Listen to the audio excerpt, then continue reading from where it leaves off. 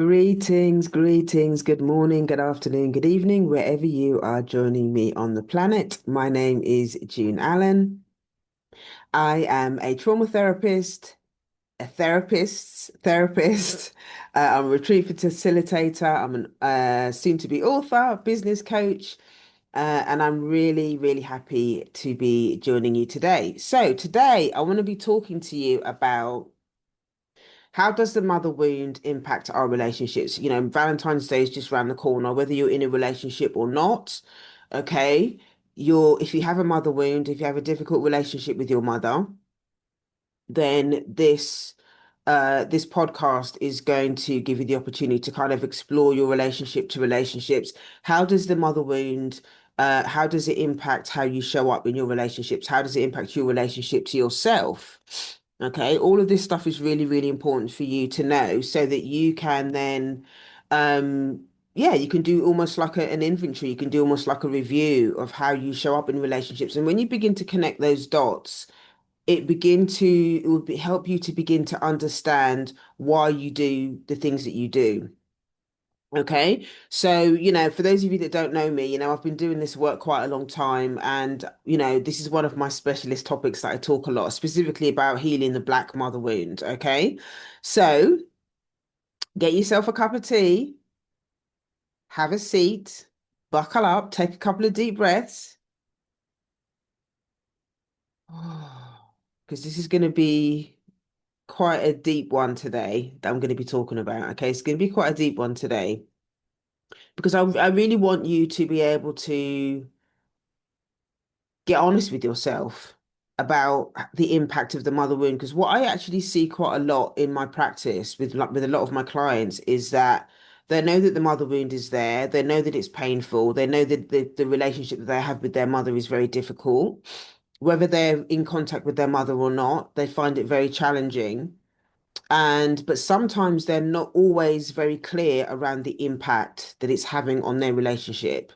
That, it's almost like having to deal with the fact that the relationship is challenging in the first place is so painful for my clients that they don't always have the capacity to be able to dig deeper to see actually, yeah, I can see where this is actually showing up in my relationships because they're having a hard time even accepting that the relationship itself is difficult.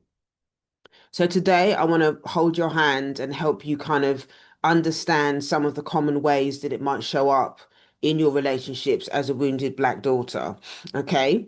If you are looking for a therapist, okay, I do have some spaces available so you can find out how you want to work with me. If some of the stuff that I shared today is resonating with you, you can go to heal.juneallen.net. That's heal.juneallen.net. That's heal.juneallen.net. Okay. And you can find you'll be able to click the link, find out a bit more. There'll be a little box that says, work with me in therapy or book your therapy session or something like that. And then you'll see a page there. There's more videos that I talk about how I work and stuff like that. And you can connect with my virtual assistant and she can get you booked in for a consultation and we can take it from there. Okay. So, I also have with Mother's Day also coming up on I can't remember the exact date. I think it's the second Sunday of March. I've actually got a in-person workshop happening in Brixton called Managing Mother's Day. So you'll have the opportunity to explore your relationship to Mother's Day, how to kind of take care of yourself around Mother's Day, whether you're in contact with your mum or not, whether you want to celebrate it or not. It's all really about how to take care of yourself. It's two workshops. The first workshop is going to be us exploring all of the things that I just said. And I would like to also have something creative as well for the second workshop. For the second workshop, we are going to be making some giant tea bags, okay, for your bath, so that you can, you're going to put all different types of dried flowers, herbs, Epsom salts, all that kind of stuff. And there's these huge kind of tea bags that you put in the bath, so you can have a really nice soak. So if you've got any Mother's Day stress, if you've got stuff going on, obviously, doing this work, thinking about this topic in particular, can be stressful. It's going to be activating. So you'll have the opportunity to not only discuss how you're going to manage Mother's Day, how you're going to look after yourself, whether you choose to kind of celebrate it with your mum or not. There are different options that you'll have to explore in the healing circle in the first session, and then in the second session, you'll have the opportunity to make these huge, bath tea bags with all of these lovely smellies and things in it. So you'll be able to take that home with you, so you can have a really nice bath. Okay, so that workshop is on Saturday, the 7th of March. Okay, Saturday, the 7th of March in Brixton is in person. So again, you can click the link in my bio, go to heal.juneallen.net. That's heal.juneallen.net. That's heal.juneallen.net. So you can sign up and join me in Brixton for that. Okay, so let's get back to the topic. So today I'm going to be talking about how does the mother wound impact our relationships, our romantic relationships specifically, okay? How does the mother wound impact our romantic relationships, okay? So yeah, the first thing that I would say is that if you have a difficult relationship with your mom, okay, this is all linked to your attachment, okay? If you have a difficult relationship with your mother, that's going to impact your attachment style. There's different types of attachments, okay? But if you have a difficult relationship with your mom, it might be that you have an avoidant attachment, okay? Which means that relationships for you don't feel safe for obvious reasons. If you learn as a child that you can't attach to your mum in a loving way for whatever reason, then that is going to have an impact on your ability to attach to other human beings, into other people in your love relationships. Okay, that just that's just that's a done deal. So there are things. What I'll also be talking about as I share all of the different ways that it shows up is I'll share how I also work with each of the common ways that it shows up. I'll tell you how I work with these things in therapy as well. So yeah, if there's an attachment wound, then there are going to be it's going to show up in the present as well as the past. So there are going to be child parts of you, okay, that are still going to be hurting around that. If you've been in therapy, maybe you've been doing some work around that, some inner child work. That's essentially what inner child work is you're using therapy to really get to know the different parts of yourself, the younger parts of yourself that were wounded by your mother. And it might be that you've still got wounds with your mother as an adult as well. This is not just about childhood stuff. This is also about how about your relationship with your mother as an adult. And there can still be wounds there as well. So there may well be layers of compounded grief, anger, rage, shame, whatever it is. There are going to be layers.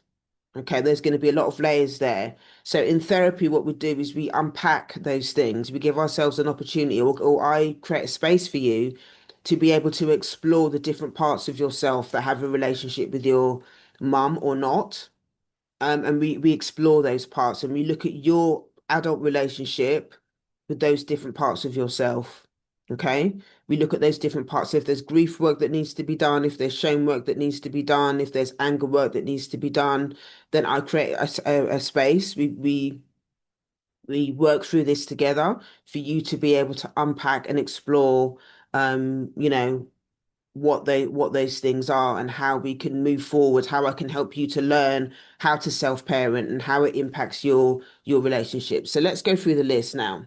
So the first way that the mother wound impacts your love relationships is you have difficulty um trusting care, trusting that somebody else can really care for you in a way that you need to be cared for. Okay. And that's because obviously as a child, one of your primary relationships with your mother, okay, you learn in that relationship that either the care was inconsistent or either maybe there was violence and stuff in the relationship. So you can't trust that care is going to arrive or whether that care doesn't feel safe. Okay, that care does not feel safe. You almost like expect to be let down by people. You don't trust that people are going to be able to show up for you the way that you need them to show up because your first experience of care what didn't do what it was supposed to do. Okay, it didn't do what it was supposed to do. So you can't trust anybody that tries to show you care. And I see that I've seen that quite a lot. And it's something that I struggled with as well before I started having therapy and stuff like that. And even now sometimes it pops up. There's always that yeah, there's almost that, you don't sort of think that somebody wants to care for you just because you're a nice person or whatever. There's always that, what's that person want? What do you want from me? You can't actually trust, you don't trust that somebody likes you just for who you are or wants to care for you just because of who you are. There's always that suspicion that, that person's gonna, they're gonna change or something's gonna switch. That person's gonna switch at some point. So it's hard for you to actually trust care. Okay. It's hard for you to trust care. And sometimes what can also happen when we don't trust care is that we feel more comfortable giving to people rather than receiving it. We get into these caretaking roles, and as Black women, this is something that, society, the systems want us to do all the time. We're always taught that we're supposed to be, being the mule for everybody else, but we can't actually take care of ourselves. Okay. And this is how the mother wound actually shows up. Okay. We don't trust the care and we end up over giving, over functioning. Okay. And that's the second one, the second way that it shows up. The over functioning, the self-abandonment. We think that if we can make ourselves useful to other people, if we can over function and care for other people, if we're always doing stuff for other people, and neglecting ourselves, ultimately we're hoping that at some point that somebody is going to do the same for us. And it might not always be like that. So sometimes we can end up resentful because we overfunction, we do all of this stuff for other people, but it's not those relationships are not reciprocal. They're not reciprocal. So we end up recycling, we might end up recycling the relationship that we have with our mothers, that we're trying to do our best in the relationship with the mother. We try and overfunction, we try and people please, we try and, do what the mother wants, we abandon ourselves, we everything that we do, we try and do it to people please what the mother wants, but it just, it never seems to be enough. It never seems to be enough. We end up taking on too much responsibility for other people's emotions. We keep minimizing all our own needs all the time, thinking that, if I can just keep abandoning myself and keep doing what the other person wants, then somehow you're going to be loved. You think that you're going to be loved if you abandon yourself, and you just end up resentful. You just end up resentful, and you end up with your needs not being met, so you're never really going to be happy. But there's always going to be that child part of you that's always going to be striving in the actual relationship itself as well, actually. In the relationship itself, not the relationship with your mother, the romantic relationship, you end up over giving in that relationship because maybe at some level you start to project the relationship that you have with your mom, that dysfunctional relationship, onto the person in that you're having the romantic relationship with, because that's the pattern that's been imprinted. That's what you've learned from your mom. So that inevitably is going to show up in your romantic relationship. Okay. That inevitably is going to show up in your romantic relationship. So what's really important around that, the overfunctioning, is to really start to think about, what is your capacity in relationships? How available are you as an adult in the relationship so that you can then begin to really understand who you are in relationship? Because quite often, this is some of the parts work that I do with people in session as well, is really beginning to understand that when there is a dysfunctional relationship with a mother, or with any parent, actually, when you think about it, you then almost become stunted as a child when it comes to being in relationship with other people. So when you're in romantic relationships with other people, um, closeness then becomes a trigger for you not to be an adult because you learned that with your mother or with your parent that it's unsafe for you to be an adult. Okay, the parents often can infantilize the child, and the child can't be their adult self. They're not allowed to be their adult self in the relationship with the parent because it becomes unsafe. Maybe there's fear of abandonment, there's fear of being shamed, there's fear of being criticized, all of these things. So the person finds it difficult, it finds it unsafe to be their adult self. So then in their love relationships, they then mirror the same, they carry on the same behavior. They can't be adults. They can't be adults in that relationship. So then again, there's a lot of people pleasing, there's a lot of performance, there's performance that you've had to learn to adapt. That in order for me to stay in a relationship, in order to become attached to somebody, that you can't be yourself. You're not allowed to be yourself if you're going to become attached to somebody. And that can be a really painful dynamic to get stuck in because you're never going to get your needs met.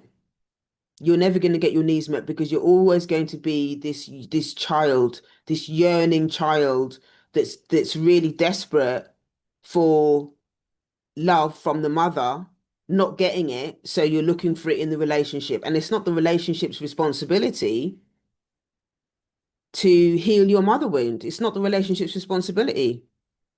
It's not the person in the relationship's responsibility to be your mum.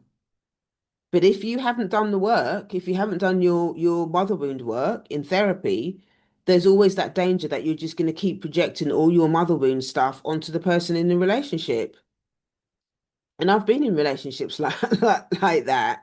But because I've done my own work, I was able to see that dynamic play out quite early on. So obviously I didn't stay in those relationships long, because I was able to see what was going on. And if the other person wasn't ready to do their own mother wound work or whatever it is, then that's where the relationship came to an end.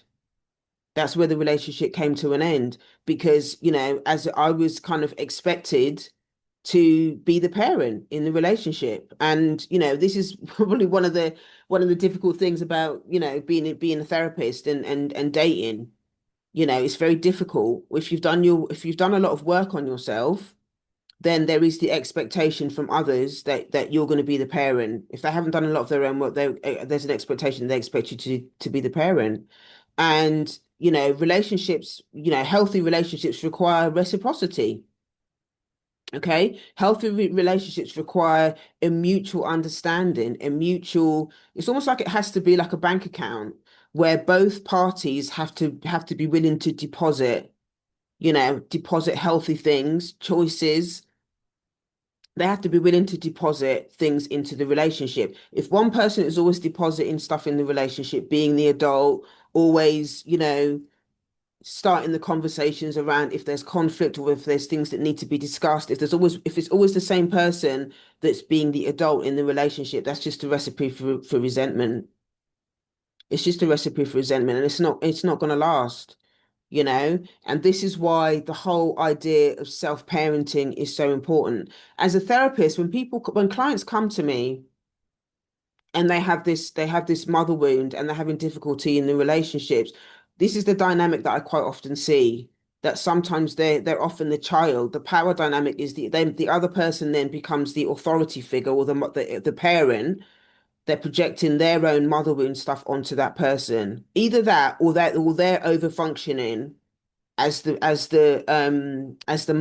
mother in the relationship, and the other person is infantilized, and they're the child. And so either way they come to me exhausted. They come to me exhausted from masking, from a lot of fear and anxiety around not feeling like they can be themselves, and just a lot of pain around the actual mother wound itself, and then exhaustion around how it's showing up in the relationship, and them feeling powerless over the dynamic that's happening, and not really knowing, what to do and how to deal with it. And quite often what happens in therapy as well is that they haven't actually given themselves permission to actually accept what's happening in the power dynamic, not just with the mother wound itself, but in the relationship. They haven't really made that connection between what's happening in terms of the mother wound, their relationship with their mother, and how it's actually playing out. And a lot of times they don't have that awareness because it's so painful for them to even accept that the mother wound, is still there, is still active. And if the mother wound is still very active, we have to start work there. We have to look there, look at where they are currently with the relationship with the mother wound. Is the mother still alive? Are they in contact? Is it low contact? Is it no contact? What tends to be if been happened? What was the relationship like in the past? All of that kind of stuff. And then quite often when I start having this dialogue with the clients and they start to unpack their relationship to their mother and the mother wound, they start to then start to see comparisons or those parallels between the relationship that they have with their mother and the relationship that they're having, the romantic relationship that they're having. There's parallels there. And that's when they also begin to see that actually they can see how the child in them is still the childlike part in them is actually the part that's actually in the romantic relationship. There's not an adult. They're not being an adult in their romantic relationship because they've still got this parent wound that is still has not been witnessed, has not been expressed, it hasn't been embodied. They're still very much in a lot of pain around it. And so ultimately, it's very difficult for them to grow up and be an adult in their romantic relationship because they're still holding this parent wound, and it's very tender work. It's very, very difficult work. It's painful work for a lot of people. It's very, very painful for them to actually sometimes there's relief there as well in understanding the dynamics is because it just makes so much sense. It starts to make so much sense to people when they start to have that understanding. But the grief work is very painful. The grief work is really, really painful. It's kind of having acceptance around actually no matter what I do, no matter how much I try to talk to my mom, no matter how much I try to negotiate, no matter how much I abandon myself, that relationship is not going to work because relationships take two people. It takes two adults to have a healthy relationship. And if the mother is committed to, wanting to maintain power, wanting to continue to infantilize the daughter, these things are not going to, the relationship is never going to be healthy while those dynamics are still in place. So then in therapy then we need to what we then talk about is what does safety look like for the client in terms of the relationship. It might be that they can't have an in-person relationship. It might be that it might just be phone calls. It might be that it just might be your text here and there. Sometimes it means no contact at all because it is so traumatic for clients. But there's with all of that there's the grief that comes with acceptance around the fact that actually, wow, my mum, my relationship with my mum is really beyond repair and it's in the toilet and there's nothing that I can do about it and I can't repair it on my own. Quite often the child part will keep trying and trying and trying and trying and trying to do this and trying to do that and bending themselves in and out of, turning themselves inside out, bending this way, that way to try and make things work. And sometimes in therapy, it can be very, very difficult for clients to actually admit just how much they've been trying to do this stuff and then recognizing that actually it does take two people and that they have to kind of let go of the fantasy that there's going to be any sort of type of repair that's going to be healthy for them. So then they have to start making decisions about, what does safety look like for them? What does the future look like for them? And it's really difficult. It's really difficult for clients to be able to work through that stuff. And it's not no microwave, oh, well, I've done this in 5 minutes type of conversation. It just doesn't work like that. This mother wound work is stuff that, it goes on. It's something that is I would say it's a lifetime commitment. It's a lifetime commitment because, you have to remember that you grew in your mother's womb for 9 months. Okay. You grew in your mother's womb for 9 months and she gave birth to you. Okay. Her body gave birth to you. Maybe she breastfed you. There is something about the relationship with the mother that is energetic, it's spiritual, there are so many layers to it because we come from our mother's wombs. Is this different to the dad? Yes, there might be yes, the dad is there and there's the relationship there as one part, but there's something fundamentally different about that mother-daughter relationship because we come from the mother's body and the energy that comes with that is just the relationship is, this work is very different in that sense. It's very, very different in that sense. And so, the pain that comes with that, with not having a good relationship with your mum, and the pain that comes with all of that is something that is ongoing. It's ongoing. Your relationship to the wound will change over time. And as you grieve and as you give yourself permission to kind of to grow into your adult self, and you then begin to take care of the child part in you, your relationship to the wound will change and things do get better in that sense. But it's something that, is always going to be with you. I've been doing this work for years. I've been doing my mother wound work for years. And I still have moments where, the grief will punch me in the face. The grief will punch me in the face, and I have to take some time to just sit with it, because I was numb for a very long time. I was numb for a very, very long time. I understood a lot of stuff intellectually, but I hadn't actually embodied the grief. I hadn't actually felt the grief for decades. I didn't feel it. And it's only since I've started slowing down my life and really giving myself permission to work through it in therapy very, very gently, very, very softly and slowly, and to give my body and my nervous system the opportunity to actually start to reveal itself over time, over years. I've been in grief for a number of years, over different things. But, in amongst all of that journey with the grief and stuff like that, has been my mother wound has been there. Obviously, I'm not in the same kind of depth of grief that I was, before. Um, but it's still there, it's still there. And so it's my relationship to it that shifts. Um, and this is what I do with my clients now. I'm upfront with them, I'm upfront with them from day one that this is not kind of like a quick fix. There's no quick microwave fix when it comes to doing this mother wound work. It's going to take time.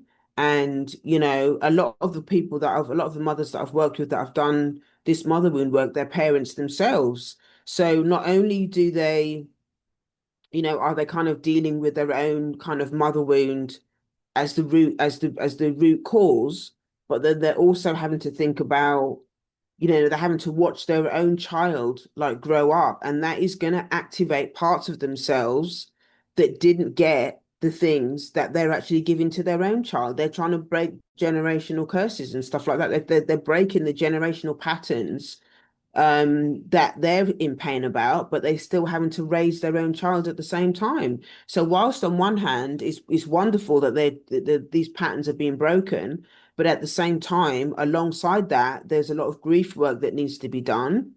Where they have to their inner children, the child parts of themselves have to, they have to go through their own heartbreak, of the dysfunctional relationship with their mum. So they're having to do that alongside raising a child. It's difficult. It's difficult. And if they're in a relationship as well, they're having to manage the dynamics in the relationship. And so they're trying to grow up themselves, they're trying to take care of their own inner children and actually take care of their actual child or children, depending on how much actual children they have. So, there's a lot of things to kind of navigate. So again, there's no quick fix for these things. We have to do it gently. It has to be done slowly. It has to be done with care. And, each week that, the client shows up in therapy, my role is to is to kind of help to is to reparent them first and foremost. A lot of them come to me with their child selves. They bring their child selves to me, and I, sit with them, sit with their inner children, and they're able to share what's going on for them. And over time, what happens is they then begin to internalize the parenting that the reparative work that I do with them. They internalize that, and I teach them how to start to care for their inner children so that then they can show up for in their relationships as an adult. Because I teach them how to look after their inner children rather than them bringing their inner children to the relationship and expecting their partner to look after them. It's not their partner's responsibility to take care of their inner children. It's not their partner's responsibility. It's their responsibility to do that work. It's their responsibility to do that work. And as they begin to show up in their adult selves, they begin to recognize actually who they are, separate from their mothers, and they start showing up very differently, that relationship is going to shift. That relationship is going to shift because they're showing up more as an adult in that relationship, and their partner, that relationship, the dynamic that they have with the partner then begins to shift because then it becomes two adults in a relationship. They can relate very differently. They're able to vocalize what their needs are in the relationship a lot more. They're able to set boundaries a lot more. Their relationship to conflict is very different. One of the ways that things that show up as well in terms of the mother wound in relationships is how they manage conflict. A lot of times, conflict will happen, and the client might go into withdrawal. They go into freeze mode. They can't actually speak up for themselves. They can't say what they really want. They can't say what they really, really need, and they might disassociate or disappear from the conflict conversation. And just because there's conflict in the relationship, it doesn't mean that I'm not talking about people shouting. I'm not talking about people being violent. Those types of things are what a lot of us experience as conflict. Growing up, it was people shouting, it was passive aggression, it was violence, it was and so our relationship that we have with conflict as a child, what we witnessed as children, it's showing up in the romantic relationships that we can't speak up for ourselves. We can't speak up for ourselves because we remember what happened when we were children. We saw mummy and daddy fighting. Okay, so conflict for as an adult becomes something it becomes very traumatic. So either we can avoid conflict at all costs, we don't speak up, we self-silence, we don't want to talk about stuff, we just disappear when conflict happens because it's so activating for us, or we can do the opposite, as in chaos becomes sorry, the conflict becomes chaotic. So we're the ones that are aggressive. We're the ones that have these explosive reactions when we don't get our needs met. So we can be in either camp if we're not doing our work and we haven't done our mother wound work, if we don't understand our relationship to conflict, what we witness conflict as when we were children, and how it show if we're not doing unpacking that work and exploring it, we're just gonna react from our unconscious, which means we're gonna do what we learn. Okay. If you're not being proactive and intentional in exploring how you show up in that relationship, okay, what's going to happen is that unconsciously you're just going to recycle the pattern that you learned when you were a child. You're just going to do that. So either you're going to withdraw or you're going to be explosive in the relationship. Obviously, neither of those things work, but you're not going to understand the pattern unless you unpack your mother wound, unless you understand the consequences, the impact that the mother wound has on your ability to be an adult and express how you feel when there's conflict. And these things are really important. These things are really important. You don't have to accept the way things are. You have the power to actually change the way that you show up. if you're willing to do this work. If you're looking for a therapist, okay, I do have some slots available. You can click the link in my bio, go to heal.juneallen.net. That's heal.juneallen.net. That's heal.juneallen.net. This work is so important, not just because of the relationship to improve the relationship that you have with yourself, but the relationship that you have with your loved ones, the relationship that you have with your partner, the relationship that you have with people at work. If you don't do this work, then it's going to be very difficult for you to build, maintain, nurture the relationship that you have with yourself and the relationship that you have with others. I think one of the biggest things that I see actually in with my clients is that a lot of them underestimate the impact that the mother wound actually has on their ability to kind of function as human beings. They underestimate it, they minimize it because it's just because it is a painful thing to kind of to explore. And nobody wants to think about, oh my gosh, they don't want to think about how it impacts their love relationships, because if it impacts their love relationships, they're going to have to look at that relationship. They're going to have to look at the mother wound, the mother wound. And a lot of people, are scared of doing this work because it is so fundamental. And I think the idea that they might have to leave that relationship or go no contact or go, having a lot of people are so much in their child self that the idea of having to set boundaries around the parent is terrifying. I remember the first time I actually spoke up to my mum and just basically explained to her. I remember just how internally I was so terrified because the child part of me obviously remembers that dynamic. That child part is still very active, and the parents behave in a certain way to maintain control. Okay, the parent is going to want to maintain it, going to behave a certain way to maintain the power dynamics in that relationship. So for you, even though you might be, a big woman, like physically you're an adult, you're a big woman. Internally, I see this all the time with my clients as well. They just regress into these childlike states when they talk about their parents, when they think about their parents, when they're trying to have conversations with me about what their mum done and all. I can just see that the regression. They just regress to these childlike states, and it's very, very difficult. It's very, very difficult for them to, because they've never ever had another person witness the child that's in pain. Quite often the child self then becomes buried.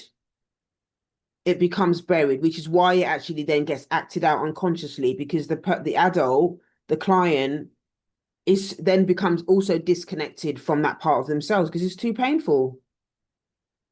They have the way that they've survived, they've adapted is to disconnect from that part of themselves because it becomes too painful to actually look at that part of themselves that was not witnessed, that didn't receive any empathy. No one ever said to them, no one ever said to them, actually, what do you need?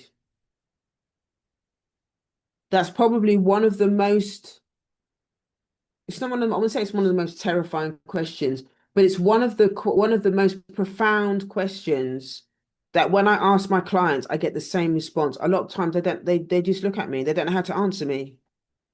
They don't know how to answer that question because no one's ever asked them that question before. They're so used to denying themselves, compartmentalizing that part. They've buried those wounded parts of them, those child parts, because it just became so unsafe for them growing up with their mothers to be themselves. It became so unsafe that they just buried those parts of themselves.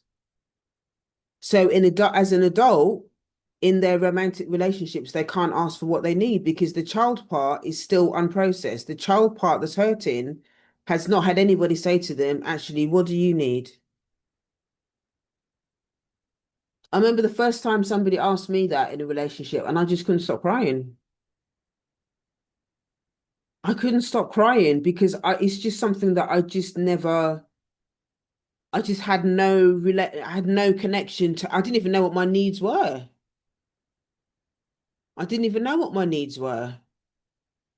But over time, with my own self-parenting and understanding the different parts of myself, is something that I ask myself all the time now. I ask myself that all the time now. But when I ask my clients that, I get the same blank stare, like, wow, I could just see it in their face. Wow, she's asking me what I need. And actually, I don't know what I need because no one's ever asked me before what I need. So in a relation, if you don't actually know what your needs are, how are you going to communicate that in a relationship? If you don't know what your needs are, how are you going to communicate that in a relationship to your partner? How are you going to tell your partner what you need? How are you going to be nourished in the relationship if you can't tell your partner what you need? This is why the mother wound work is so important because being able to receive care, being able to trust care, being able to trust that what the other person is giving you is genuine. You're always going to mistrust that. You're always going to mistrust that if those younger parts of you have not been seen and witnessed. Those younger parts have not had the opportunity to grieve. Those younger parts have not had the opportunity to be angry and not be shamed for their anger, not be shamed for their feelings. These are some of the things that I work with in as a therapist with my clients. I give them permission to cuss if they want to cuss, to cry if they need to cry. I've had clients come in session and just cry for the 50 minutes. All I do is hold space for them just to cry for those 50 minutes. Sometimes it's not always about talking. It's about allowing the client to be who they need to be. And sometimes those younger parts, you know, sometimes there are younger parts that don't want to talk. There's no that you know that there's no verbal expression that they can because sometimes it just comes out through the tears. So sometimes that's what I'll do with clients. I'll just say to them, look, you don't have to talk. Let's just sit. Let's just sit. Let's just sit with that for a minute. And sometimes, and I've seen this happen so many times. The minute I tell them to sit, it's like they've given themselves permission to just be with whatever's going on for them. And that's when their body will relax. That's when their nervous system starts to feel a sense of safety because they know that I can hold the space for them. And that's when the tears come because I've not only given them permission to not, you don't like that, they don't have to be vocal, but I've given them their body permission to actually, I've given their body permission to be part of the process as well. So when they start to connect with their body, they start to connect with their heart. That's when the tears come. That's when the grief starts to reveal itself. That's when the thawing starts to happen because I've given them permission to slow down. I've given them permission to take a moment. I've given them permission, those younger parts of themselves, to reveal themselves, and just knowing that I'm not going to shame them for doing that. And that takes a lot of trust. There's a lot of trust that happens in the therapeutic relationship before clients get to that stage. But that's the goal. That's what needs to happen in order for them to start to trust themselves. They have to have a space where they feel safe enough to really reveal their vulnerability and to reveal parts of themselves that they've not felt safe to reveal before. And that's how therapy can, how working with me can start to become really very powerful for you because then you start to step into your own sovereignty. You start to step into your own sovereignty because you are doing this at your pace, not at my pace. It's not about me. It's about the pacing that works for you when your inner children feel safe. And when you start to feel safe in the sessions, when you start to feel safe enough to be able to be vulnerable and to reveal who you are, then you can start to communicate that with your partner. You can start to communicate and be vulnerable with your partner in a very different way, or not. You might decide that you're not ready to be vulnerable with your partner yet, but you ultimately is that you get to choose, and that you're actually then start to operate from your child self, not your child self, sorry, from your adult self. You start to make choices from your adult self rather than your child self, which is going to be playing out unconsciously. There's a lot of um there's a lot of power in that. There's a lot of sovereignty and autonomy in giving yourself permission to be able to do that. It's very powerful. And I've actually, not only do I hold space for clients to do that work, I've actually had therapists that have done that. My current therapist has done this for me. And it's such it's very hard to even articulate, but there's something really quite beautiful and quite empowering. And actually, this is what the real liberation looks like. This is what real liberation looks like, is when you begin to actually take back your own autonomy and your own sovereignty around yourself as a human being. You become less enmeshed with your mother and you start becoming your own person.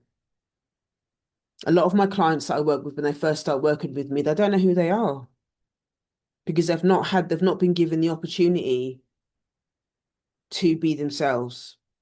They've always had to they've almost like become the product of other people's expectations, whether it's the mother or the partner or whoever, the siblings or whatever. They've had to become a product of what other people expect them to be because it's been so unsafe for them to be themselves. So this unfolding of who am I? What are my values? Who am I in this relationship? This is another question that I ask a lot of my clients when it comes to doing this work. You know, who are you in that relationship? How old are you in that relationship? And a lot of them are quite shocked to realize that actually there's a teenager in the relationship with my partner. You know, they're kind of 14 in the relationship with their partner. They're not adult because they've not it's almost like they're stuck at the young age that they are because they've never had the opportunity to be themselves. They've never had the opportunity to grieve the trauma, to process the trauma that they've had from the parent. And that's again, you know, being able to name that and being able to understand those things are very powerful. That is very empowering for the client to be able to understand that, wow, I don't know who I am, but it's actually really good to start learning actually what are my values, recognizing that actually the thing that they internalized from their parent, you know, is actually some of the beliefs that they have are nothing to do with them. That actually the belief or value or whatever it is actually their parents' value that they've internalized. And they have held on to those values in order to stay in the relationship with the parent. But actually, it's not who they are. And that's when um they start to untangle the enmeshment threads from the mother, and they start coming into their own true selves. And sometimes it can be quite terrifying for them because then they realize that actually I'm going to have to start having more adult conversations with my mother. And it terrifies them because their mother, you know, may well still want them to behave like a child, and they may have to, you know, they have to start to show up as an adult and put the boundaries in place and stuff like that. And, you know, their mother might start to behave a certain type of way because the child wants to now be an adult. These are all ch the challenges that I work through with my clients. But one of the things that is really important for them is that they really do want to show up as adults in their romantic relationships, and they begin to realize that actually I'm not a child. I'm not an adult in my romantic relationship, and it is because of the parent wound. There's a parent wound that is keeping them stuck. The shame that they experience from the parent is keeping them stuck in the child dynamic. The violence that they experienced from the parent means that they're afraid of speaking up in the relationship. And again, these things all need to be processed. Okay. All of these things need to be processed. And I think the last thing that I will share about this topic is that there are some of us who end up avoiding relationships altogether because of the relationship with the mother, because closeness and intimacy just feels so terrifying. The nervous system is just like, absolutely not, we are not doing this. We are not getting involved at any level in any romantic relationships because closeness just feels too terrifying. And this is something that I this is called this is relationship anorexia. Okay, normally when we talk about anorexia, we're talking about, people automatically go to food and stuff like that. This is relationship anorexia. This is relationship poverty that we're talking about. Okay, so what I mean by that is that, you find closeness threatening. It feels almost dangerous. So if somebody does show up, you might enjoy the fantasy stage of the relationship in the beginning. It might feel all hunky-dory and all beautiful and all the rest of it. But when you realize that the other person is actually emotionally available and wants more closeness, you scarper, you're off. You run away from it, you sabotage it. You can't be close to this person. But what's happening at a deeper level is that your nervous system has registered that any type of closeness, any type of intimacy is dangerous, is dangerous. So you can't get too close to you can't do any romantic relationships. You can't do closeness. You can't do intimacy because your system is wired to protect you because your primary relationship with your mother has been so traumatic that the idea of allowing anybody else to come close to you just feels absolutely impossible. So it might be that you end up not being in relationships for years. You might tell yourself that, oh, you got all the excuses under the sun. I don't really want to be in a relationship. I'm being celibate. And obviously people are going to have their personal reasons for doing that. So I'm not talking about that, but I'm talking about people that underneath all of those excuses, that really what's going on under that is I'm terrified of getting close to people because of the relationship that I have with my mum. I'm terrified of getting close to people. And that was something that I've had to deal with. And I think there's also another layer that comes with that as well. If you think about my ancestors, you think about enslavement, okay? My ancestors were enslaved for 240 years in Jamaica, okay? And when we think about the violence that they experienced, the attachment ruptures that we had to experience, they could have been killed, you know, at the flick of a wrist, one of our ancestors could have been killed. The separation that could have easily been sold off to another plantation. All of these attachment ruptures, okay, the violence to be experienced, the systemic violence to be experienced. This also then is an added layer,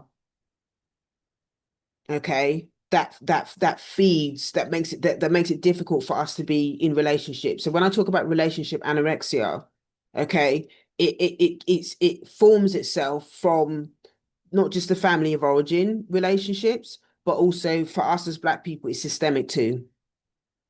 It can be systemic too. Okay. So the relationship anorexia can show up as, like I said, wanting closeness, but then when it arrives, you want to run off. It can be avoiding relationships for years. It can also show up as like hookup culture. It's not just about the complete and utter avoidance of being close to people, but it can also show up in the other side of the coin, which is more compulsive behavior. So you end up, you can't do closeness in the sense that, real closeness and intimacy in that sense, but you just end up just having lots of affairs. If you're in a relationship or you're married, you end up having loads of affairs, or you're just doing this compulsive hookup culture, because that is kind of like your way of kind of getting in and getting out of the relationship really quickly without any real attachment. Because the idea of actually becoming attached to somebody, the idea of actually being really close to somebody, the actual idea of actually somebody really caring for you, it just triggers so much pain and so much grief around the original mother wound attachment. Okay, the attachment wound, it triggers so much of that. And this might even be unconscious. If you're not doing your work, this might even be unconscious that, the only way that you can get any type of closeness is just through hookup culture, friends with benefits, whatever, affairs. And people are not always being honest about these types of dynamics. And I've always questioned, I've heard a lot of people talking about, you know, polyamorous relationships, and I'm not saying that those are not just, healthy choices that people want to make, because obviously relationships looks very different now. Um, and I'm not, trying to throw shade on people that want to behave the way, that want to make those choices as adults. At the end of the day, consenting adults are going to make those choices for themselves, and that's their business. But what I'm saying is to ask yourself these additional questions. Am I being polyamorous, or am I doing these things because that's genuinely who I am? Or is it really hiding a deeper pain of relationship anorexia that is linked to an attachment wound that I haven't processed? That's what I'm saying. Okay, that's what I'm saying. Are you doing the hookup culture thing because I don't want to get close to people? The idea of getting close to anyone emotionally terrifies the hell out of me. So I'm just going to do hookup culture because at least I can, yeah, I can just do that, and that's okay, you know? So yeah, there's a lot that I've spoken about today. I did say it was going to be quite a deep one today. But if anything that I've spoken to you about today resonates, if you identify, if you have a mother wound and you recognize that these things are showing up in your relationship to relationships, and you are looking for a therapist and you want to dive deeper into these topics, click the link in my bio, go to heal.juneallen.net. That's heal.juneallen.net. That's heal.juneallen.net. If you've got any other questions about anything that I've shared today, then please email me. Okay, info@yardofgreatness.com. If you know anybody that you think would benefit from what I've shared today, then please share it with them. Again, if you want to work with me as a therapist, I do have some spaces, so you can go to the click the link in my bio at heal.juneallen.net to schedule a consultation with me. If you're available if you want to do the Managing Mother's Day workshop with me on what did I say it was? I think it's the 7th it's the first Saturday of March. Anyway, let me say that. Saturday, 7th of March in Brixton, where you'll have the opportunity to work through how you can manage Mother's Day if you have a difficult relationship with your mother. Um, we can do that. Thank you so much for joining me today, and I will see you next time.